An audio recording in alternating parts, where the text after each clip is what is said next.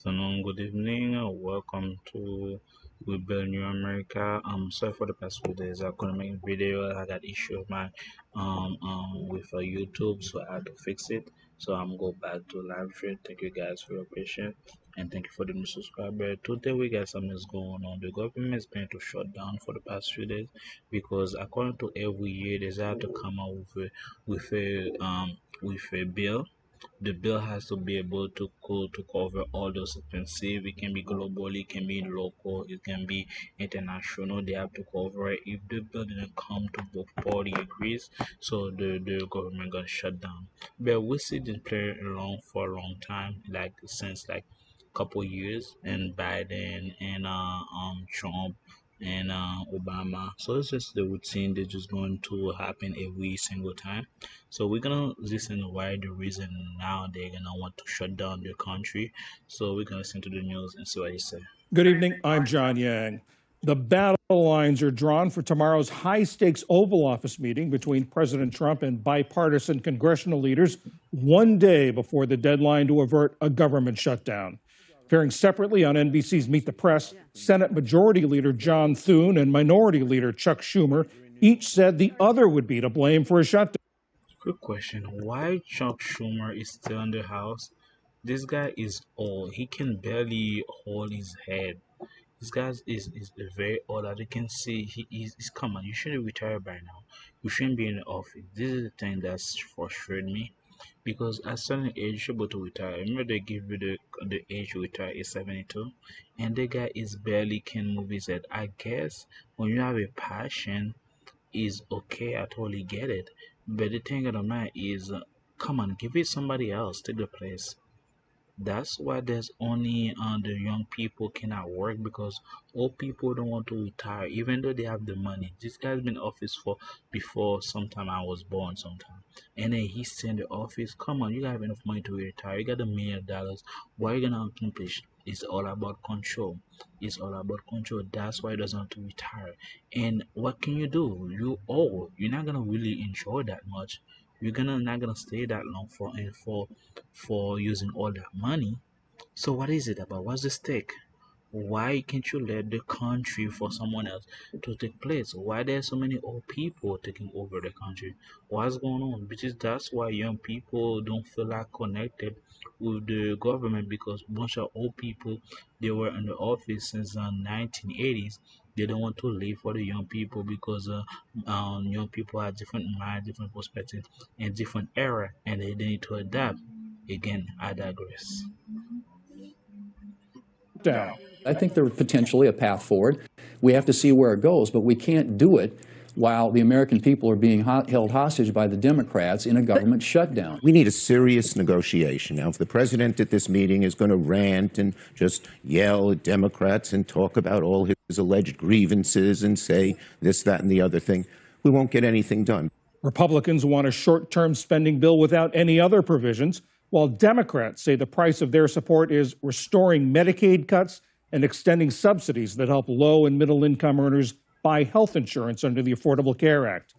And Affordable Care, in other words, we need you to spend money on our BS so we can keep funding our life. That's what it is, because there's a lot of spending that's not supposed to happening, and those spending are not helping nobody, not helping the country, not helping society, not helping the young. They're only helping themselves, because the government is what they do. They spend money, and the next thing you know, that money, this is a project, good project, and then which name the project is under that all same old name. So basically, they ask for a fund for the money for a project to fund the project, so the beneficiary gonna be again themselves. That's all it's about. The Democrat wants more money for themselves. The Republicans said no, you can have no more money. The money belong to me, because you got 4 years under Biden, and this is what's going on. It's nothing about the people of America. It's nothing about raising the take care of the poverty, and then the housing. No, it's all about me, and we see how it's gonna play out now. Adding to the uncertainty are administration plans to use the shutdown to fire more federal workers. Eric Katz covers federal agencies for the online publication Government Executive. Eric, tell us about these plans to use this shutdown to fire more federal workers. The White House, through its budget office, put out guidance this past week advising agencies that they should develop plans to, instead of having the normal furloughs of employees are sent home only until the shutdown ends, they would instead be sent home permanently. They would lose their jobs. The White House said the agencies should focus on any federal employee who's doesn't receive special funding for their job, so anyone funded through the normal annual appropriations, and anyone whose work is not focused on Trump administration priorities. So there'd be certain areas that would be exempted from this, but large swaths of the federal government would be faced. So another way, they're saying that we have a budget in order to for us to get the bonus check and for us to get the money that we deserve. If the employee, okay, by the way, what we're gonna do, we're gonna shut down the government.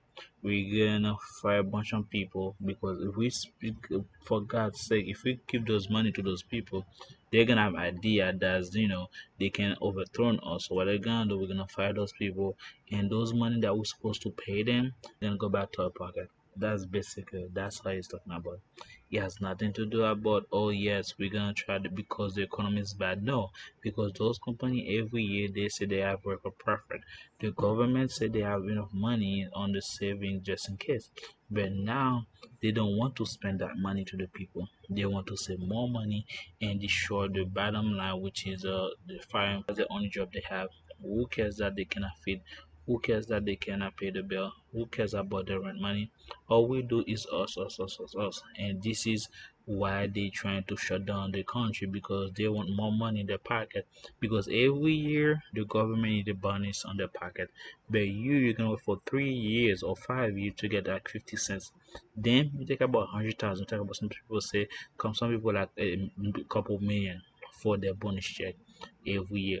But you only couple cents, not even the dollar, couple cents.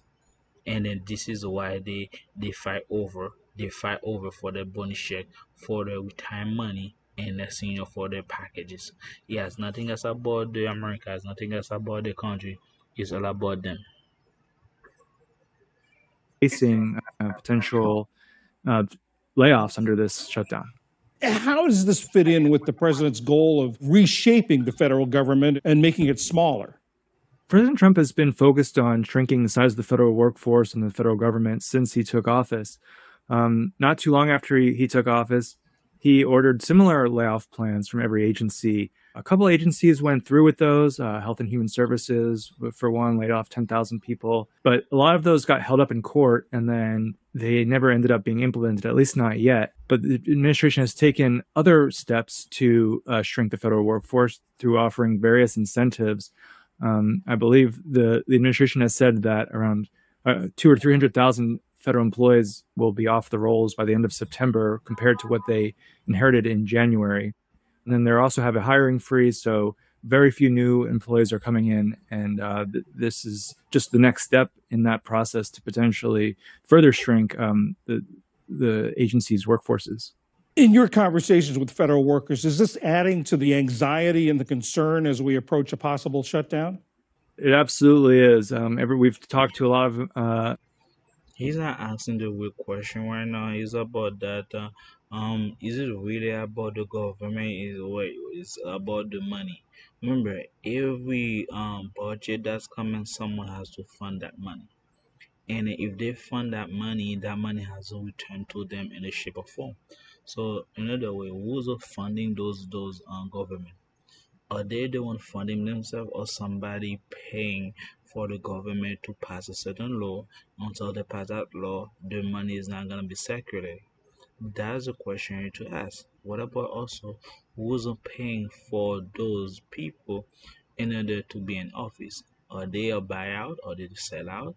And also how that money that the government put in as a budget, how do we know that money is really invested in the society or the community back?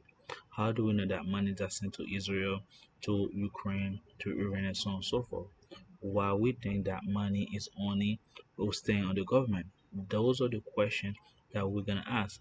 Why fire so people, American people now they gonna be jobless, and then they can sit at the beach and then enjoy themselves. Why are those people that get fired, that money gonna return back to them? Those are the real questions that they need to ask. But again, I digress. Folks, over the last couple of days since this memo came out, everyone is sort of panicked. There's always a bit of anxiety during a shutdown. Over half the federal workforce in a normal shutdown continues to work, and they only on the promise of delayed pay. They face a lot of negative rhetoric from the administration over the last several months, and they've been incentivized and pushed, and in some cases forced out of their jobs.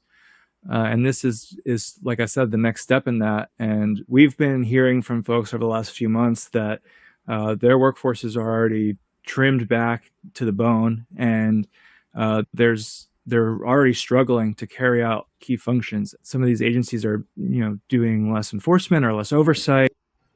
At national parks, there's bathrooms that are not being cleaned, and certain services that are no longer being offered. We've reported on the Forest Service that they're really struggling to keep pace. You could really go down the gamut with this. We've talked to people at Veterans Affairs who are saying that they're not able to provide the same care that they used to because of staffing issues there. And if there's further cuts, further layoffs, that would only exacerbate some of these issues that we've been hearing about. And employees, you talk about morale. The employees have been. Okay, before he go dive into it, but the point of matter is, you don't need the government spending for the bathroom to be cleaned up, because they can do that. There's a special agency that they can call to clean up the bathroom. That's one. Two, there's a bigger picture.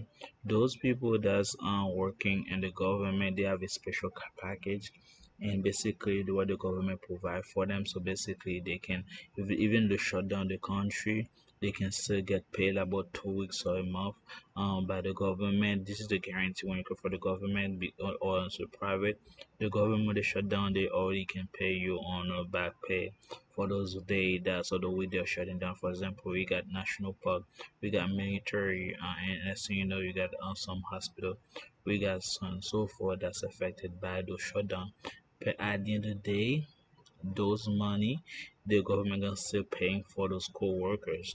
The issue is that what's the contract they want, why they dragging the contract, what's in the contract they really want, what kind of money they want, what kind of privilege they want, what kind of benefit they want, what kind of strength they want, what kind of control they're asking and demanding, and neither side don't want to push forward.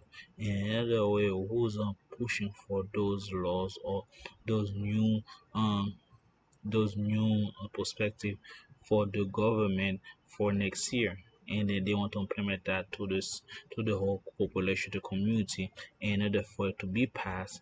So we gotta fund the money, but the money has to be hard because they don't want to pass those ideas or those are planned for the next year for the population either to collapse or to build themselves, because there's a lot of pothole in the country.